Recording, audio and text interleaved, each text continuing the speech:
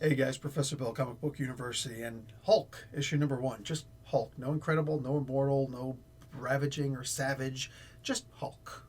That's cool. I'm okay with that.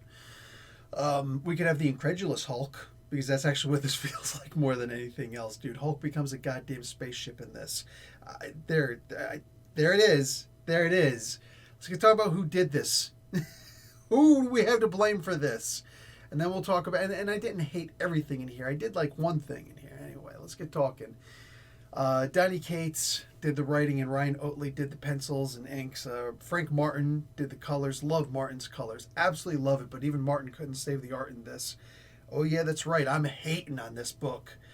VC's Corey Petit does the letters. Oatley and Martin does the variant cover. There are surprisingly not as many variant covers as I expected. There's 1, 2, 3, 4, 5, 6, 7, 8. It looks like there's 8 variant covers.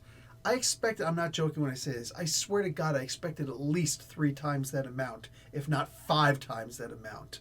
But I think that most of the people in Marvel are starting to realize that Donnie Cates's legend, as it were, is just kind of going straight down the gutter, and we're starting to see through.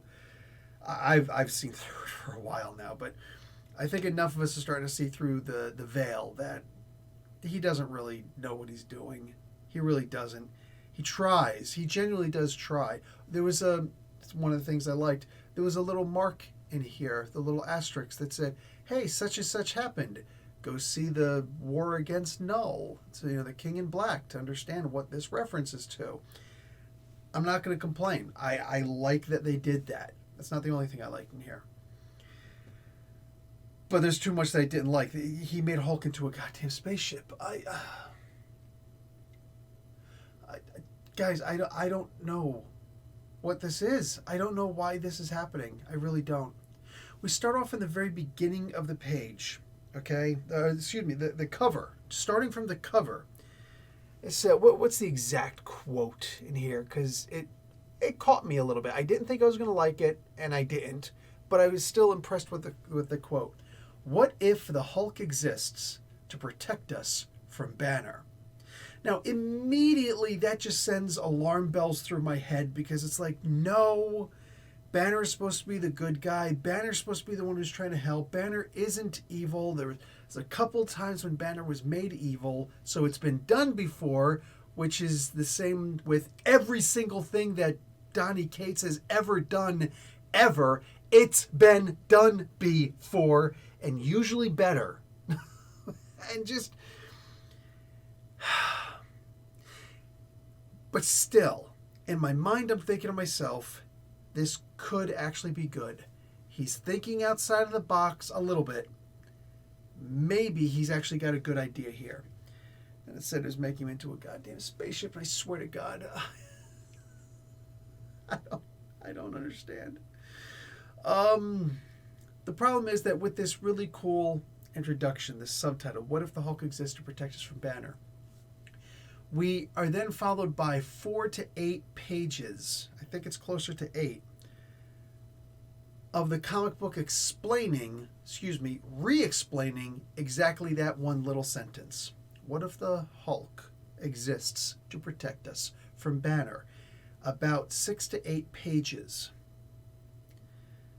of Donnie explaining that with pictures. Listen,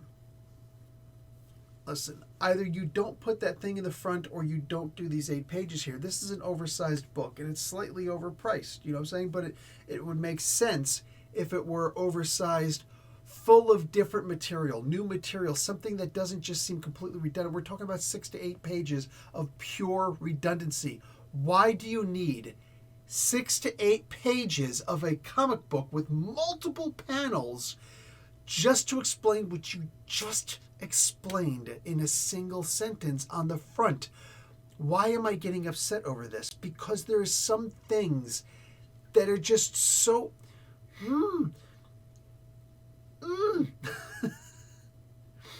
Have you ever told a kid, "Hey, don't take the cookie out of the cookie jar"? You turn your back and you hear rumble, rumble. What the heck?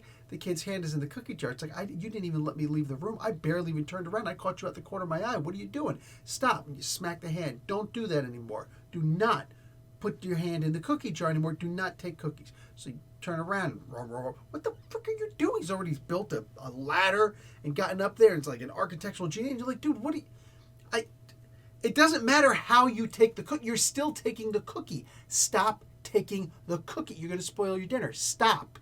But the kid just doesn't get it. So what do? You freaking throw the kid out of a window. I don't know what else to say. No, you don't throw the kid out the window. But you get what I'm saying, right? At some point, you're just beyond frustrated. And you start thinking, maybe this kid needs Ritalin. I don't know. I don't know. My kids listen to me. Donnie Cates, I'm not expecting him to listen to me. But for the love of God... Does he listen to anybody? Is there anybody trying to give this man's guidance?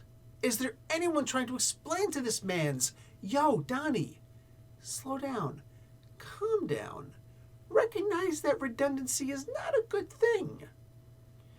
He's turning the Hulk into a spaceship, man. Donnie at some point was sitting down and thinking, these guys are going to love it. You know the signs that used to be on the spinner racks? Hey, kids. Comics. This is just more like, hey, look. You know when you're driving in traffic, it's like, why is it so slow? And you're driving like, you know, your accordion style drive, you know, like gridlock. Move forward. You want to honk your horn, but everybody's honking the horn. It's like, what's the purpose of honking your horn? It's like, is there a bridge up? I don't think there's a bridge. There's a major freaking highway. It's like an interstate. What is going on here? There better be a freaking 6-car pileup. Like, I don't want anybody to be hurt, but there has to be a reason for this to happen. And you start driving by and you just see some jackass on the side changing his tire, and everybody's slowing down and look. And you just want to beat the crap out of those people or throw them out of a window. Don't beat the crap out of them and throw them out of the window. But this is exactly what I feel like as I'm doing here. There's this big hype. Donnie Cates is coming to the Hulk. He's going to take over for Al Ewing. Excuse me, Al Ewing. A guy who is cerebral. A guy who will get inside of your head and kind of tinkle and fiddle with things and change your way of thinking and make you go, oh, shit. Oh, shit. Right? Zemu made us believe that he was Daredevil and every other superhero who's ever existed. And then he turns around and he goes and he's like, you know, hey, man, I'm doing some stuff, but I won't mess with you, Minotaur boy. And the Minotaur dude's like, nah, it's cool because I know that I'm immune to your stuff. And then a couple issues later, oh, wait a second, I'm not immune to your stuff. And then all of a sudden it's Munch time. And the whole time, all of these guys, we're just looking at like, oh, right? And in this issue, Donnie Cates makes the Hulk into a spaceship. What is happening here? What is this? What am I reading? I'm so frustrated by this. I said I would try it because it's an issue number 1, and I keep on thinking at some point Donnie's gonna, like, he knows these. That's the thing about it. He knows these stories, and he obviously knows these stories, right? One example of Donnie showing that he knows these stories. At one point, he said, "The Hulk is immortal, but I'm not." That's what Bruce Banner says to Betty. And it's not really, because he's like, now get out of my head. And it was and that was actually the cool moment I'm talking about. That was a moment where I was just like, oh, cool. But maybe I think it's just cool because it reminds me of something that I did. Was I 23 or 22? I was 22 or 23 years old when I wrote this thing that had something like that in it. And it just reminded me of something I wrote, so it's almost nostalgic because it reminded me of, with all due respect, better writing. I'm not trying to get a job. I know that Marvel will never hire me. I don't know that they could pay me what I make now. You know what I'm saying? And guys, this is something that's important because I know there's a bunch of people who already clicked off as soon as I said I didn't like this because they don't understand what a review is. Okay? I am reviewing comic books. That's what I'm doing here. I am reviewing comic books. I'm not here to pepper you and pat your butt and change your diaper and powder you and make you feel better about yourself and validate what you like or don't like. I'm not here for that. I'm here to review a comic book. I don't care if Donnie Cates, hey, Bill, I'd like to do another interview with you because I want to complain about what you're saying about my comic book. Sure, if you want, and you're more than welcome to, don't be a dick, because then I don't have to be a dick. Let's be respectful to each other. I criticized your work. I'm not criticizing you.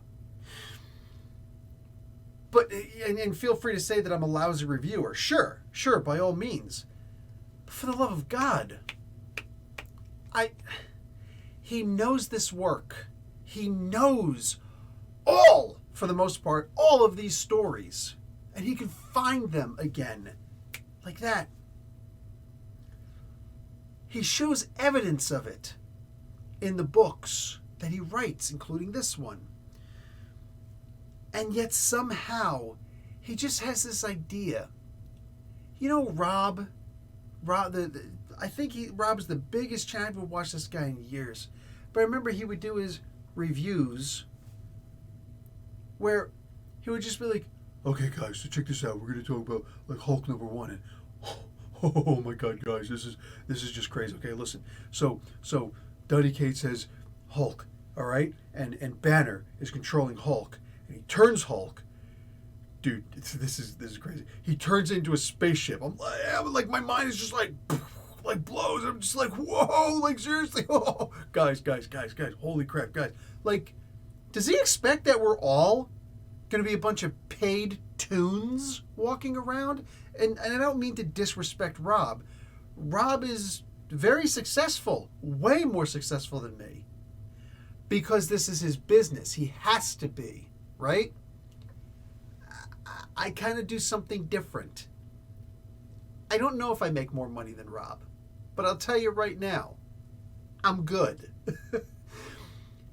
The difference between what I'm going to say and what enough of other people are going to say, and I don't mean to disparage Rob. Again, I respect Rob. I respect his game. I respect what he does because the dude makes a lot of money. He's made a living. This is his living. If he were to be honest about how he feels about comic books, he would lose a whole lot of business.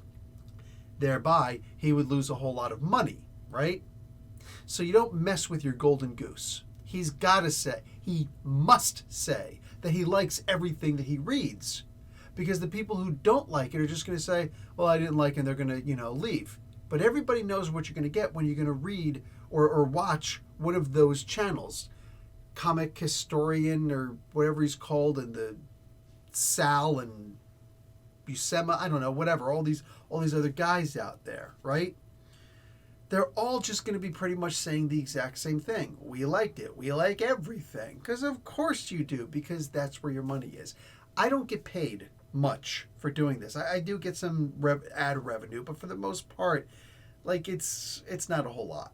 You know what I'm saying? Because I just don't push that. I don't make any money from merchandise sales or anything like that. I really doubt there's anybody out there wearing a Comic Book University t-shirt.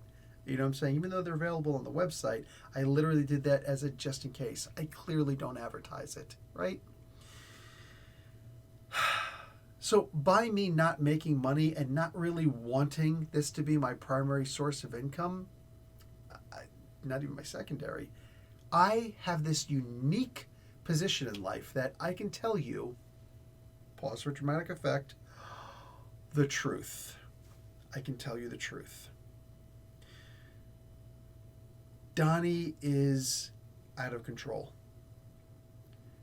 It's shameful to see someone who knows the history and knows the lore and decides, I'm just going to reuse all of that, but I'm going to do a far worse job at it. Like, I'm disappointed in Ryan Oatley at this point.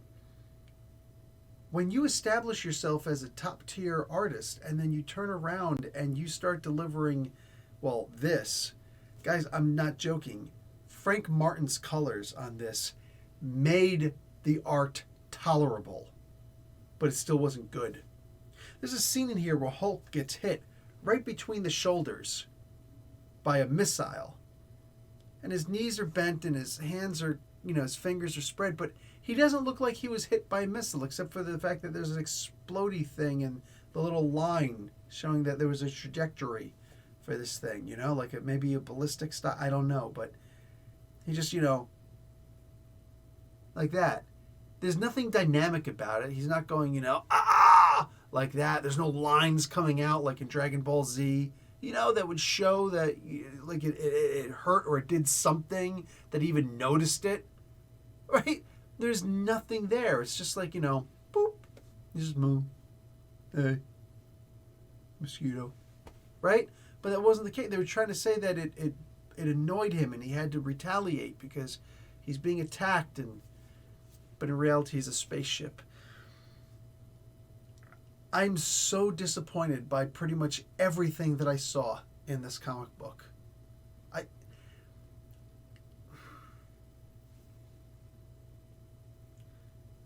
There was something that was said, and I don't remember who said it, about Jared Leto's Joker, because he did not do a bad job. The editing for that Suicide Squad movie sucked, but there was a lot of history there. The reason why he had but why does he have the little smiley tattoo so we could do, what's the point of that? Well, if you knew the behind the scenes stuff on it, Batman had actually punched out his teeth, so he had no teeth anymore. That's why later on he had the metal grill for teeth instead, right? But until he'd gotten those, he had no teeth. So he got the tattoo and he did this to show his smile. It's like little things like that. It's like, okay, that's actually pretty interesting, right? You just show little cutscenes of him laying down on a bunch of guns and knives, like, Just that scene alone is booty, but if you know what the whole scene was supposed to be about, it's like, oh, release the Ayers cut, I guess, right? I don't know. Maybe. Hopefully it gets better. But the point is that when you know the nitty gritty of what's going behind, it's like there's actually something there. But Jared Leto, it's not that he did a bad Joker. He was in a very horrible situation. Because you had Jack Nicholson playing the Joker, Cesar Romero before that. But then you had Heath Ledger's Joker, which I know. I want to say that Jack Nicholson's Joker was the best, but this was a different version of the Joker. It was a more comic book friendly, not friendly, but a more... Heath Ledger played the best comic book version of the Joker ever, right? Who was anybody ever going to say, oh, that was a good job after Heath Ledger's Joker, especially when he died doing that role, right? Who is ever going to say, Jared Leto killed it, he did better than or just as good as Heath Ledger? Nobody was going to say that for the most part. And I know there's some people out there who fanboy because he was from like Mission to Mars or whatever that freaking band is that he was in, where he put the black eyeliner on his face and say, oh, it's like, dude, that was some nonsense. But his acting was actually pretty good in the Joker, just my opinion. Anyways, 30 Seconds to Mars, that's what it was called, which is 30 seconds to Mars. I guess that's like the equivalent of a 2 or 3 pump chump, right? Like 30 seconds, really? That's all you could put into? I don't know. Why do girls like that? Why do girls think that they would like that? Anyway, Jared Leto's songs suck. The point is, how are you going to match that, right? So how is anybody, including Donnie, going to match what was arguably the best run on the Hulk ever? Right? Was it as good as Peter David's run? Arguable. It's arguable. But I guarantee you, most of us would acknowledge, with just a little bit of thought, that it was better than Stan Lee and Jack Kirby's run. What? The Godfather? Well, because after 6 issues, Hulk got canceled. And it took a while for them to redefine the Hulk and have other people come in and refine the Hulk and decide, like, oh, let's do it like this, and let's actually make this happen, and all these other things, right? It took a while. Jack and Stan, they just took an idea like Dr. Jekyll, Mr. Hyde meets Solomon Grundy, and a couple other little ideas, and Frankenstein's monster, obviously, and then just kind of put it together. But they really didn't have the sauce to make it, bellissimo. They just didn't have that. And it's facts, right? Peter David took it to a whole new level. Al Ewing, in 50 issues took the Hulk to a whole new level. That. So of course you have to put Donnie Cates on this, right? Or Jason Aaron, one of the big guns. And if Brian Michael Bendis was here, they'd throw Bendis on this, right? Because when you're in a bubble, like the senior editors, senior management are at Marvel or any big corporation company, you're always going to think, oh, okay, well, we got to put this guy there because he's the big dog. But just because you were a big dog back in the day doesn't mean that you are now. Donnie Cates has lost whatever magic he was ever going to have for me. And I don't know that he's capable of returning it. It is what it is. I'm sure there's going to be some people who like this, and I'm not here to disparage what you do like or what you don't like. I'm here to point out the flaws in the machine. Donnie made the Incredible Hulk into a spaceship. That's the main thing that you could just focus on and recognize that this is just, it's booty, and you've clearly run out of good ideas. If you ever had any in the first place, any original thoughts, right? There's always the argument to just redo what was done before because, what's the point? They're not owned by any individual, they're owned by the mega corporation, so, which is owned by Disney, so you could do whatever you want as long as you're hired to write them, I'm sure. But for the rest of us who are actually paying for this stuff, I personally don't want to see recycled stuff. And then the one individual idea that you have is to make him a spaceship? More than that is the idea that, of course, Banner is the sympathetic character. And it's been established and made permanent, right? By Peter David. The idea that Banner was beaten by his father. His father did some horrible, terrible things because he'd gotten sick through radiation, through gamma radiation specifically in his experiments, and then that he wound up transferring that to his son, and it wound up doing all these things, and Banner's biggest fear and hatred and the source of his, major of his anger is his father and what his father has done to him and to his mother. Like, that's a big deal. Banner has always been a sympathetic character. So the best thing that they could do here, or that Donnie could do here, is to try and make it so that the only way that we wind up liking Banner again is that we explore the psychosis of Banner and realize that whatever the hell he's doing now for whatever goofy reason is actually because of, my father, right? And personally, it isn't going to work for me. Seeing, and on a whole, I just don't think that it works for comics as a whole. When Bruce Banner says in here, I never wanted to be an Avenger, I never wanted to be a Defender, I never wanted to be a hero, I never wanted to be a monster. There are ways of expressing that without saying it. And if you were clever, you could do that. If it was the right time, you could possibly do that. Only for him to immediately realize that no, he didn't mean the things that he just said. But it has to be in the same issue. It has to be soon after saying it. He has to realize. It's like you hit rock bottom and then you move on. I mean, honestly, the only way you can get less original than this is to have that typical hero no more, right? Spider-Man no more, Captain America no more. They're going to do Iron Fist no more. Right now, what is this? What is happening nowadays? We are so bereft of ideas. We are just verklempt of any interest in actually trying to do something positive here. And at the end of the day, when you choose to listen to a select few fans, Donnie's gotten off of Twitter. He's no longer on Twitter. He wasn't answering his DMs for the longest time and any other way to get a hold of him. He wasn't answering them for about a year anyway, right?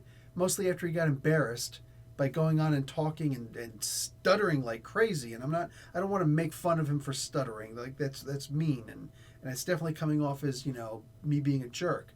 But he lost it with the Comicsgate crew and then just, and he just starts slowly disappearing. And now He and a few others from what I gather, but he's just like, I'm done with Twitter. Look, I understand that, but by being done with Twitter, well then how do you get feedback? Because you don't have to answer anybody, but you need feedback. I have an example. One of the greatest writers of all time, Charles Dickens. All right? One of the best little games, whatever, is just, what's your favorite work that Charles Dickens has done? You know what I'm saying? Like, was it Oliver Twist? Me personally, it's A Christmas Carol. But he's done so much. I believe the last published work that he did was Great Expectations. That was the one with Pip, right? Tale of Two Cities was, yeah. But the last one that he published while he was alive, and a bunch came out posthumously. The last one he did while he was alive was Great Expectations. Little Pip and Mrs. Habersham. Yeah, it sounds like a haberdashery, but has nothing to do with hats anyway. And all this other, stuff going on and like making a gentleman and realizing that, just because you were born poor and you turn into something. Anyway, not going to sit here and tell you the whole freaking story. But he made an ending. And it was a very realistic ending. It was a very sad ending for this kid who we just wanted to see him catch a Pip. We just wanted to see him catch a break. And Dickens was like, no, F Pip. Because Pip is all of us. At the end of the day, you're never really going to be happy with it. And the things that happen in your life change you so much and how you respond to those. And it's very hard to change. And that goes for other people too. And if you love someone who doesn't love you and only wants to hurt you, they're going to continue trying to hurt you.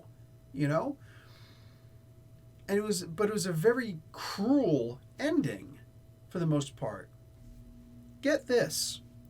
The people who read this complained so much in such numbers that one of the greatest writers of all time changed the ending of the book. You can look it up.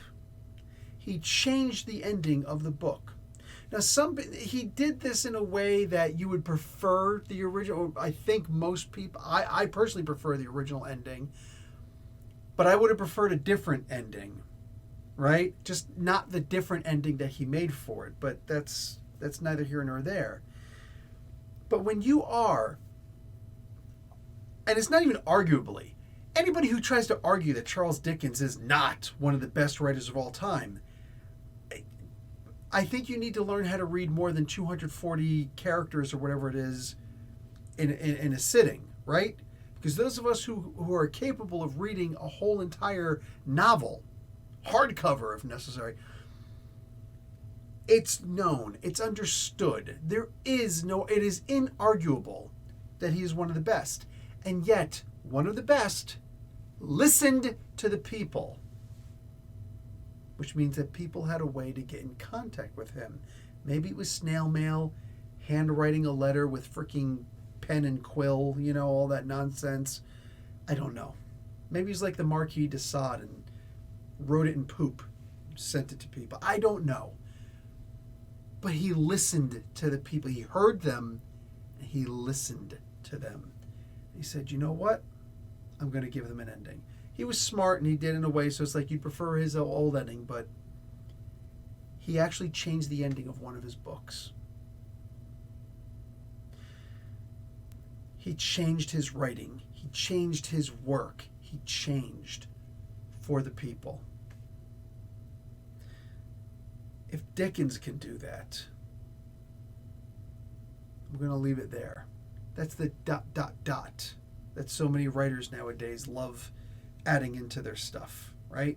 It's right on the front cover, for crying out loud. Guys, I'm done. I'm not going to be reading issue number 2 because let's face it, it's just going to be a shit fest. It's just going to be me, taking a dump on Donnie and Brian's work, right? And that's not what I want. I'm not here to just start bashing people's stuff. So or at least, beating a dead horse. I prefer to read comic books that I like because, again, I don't get a lot of money for doing this, right? So, yeah, I'm going to move on. I'm going to read some other good stuff. I'm going to put out a bunch of other videos. Just if you're seeing this the day that comes out, there'll be more comic book reviews coming out, but I have a lot on my plate. I'm actually dealing with, my new job, I'm actually working with the law right now, and that takes a lot. It takes a lot out of you. It takes a lot mentally. Anyway, so I will talk to you guys later. Love and peace. Like the video, watch an ad, so I can get paid a little bit. I'll talk to you guys later. Professor Bill, Comic Book University. Class dismissed.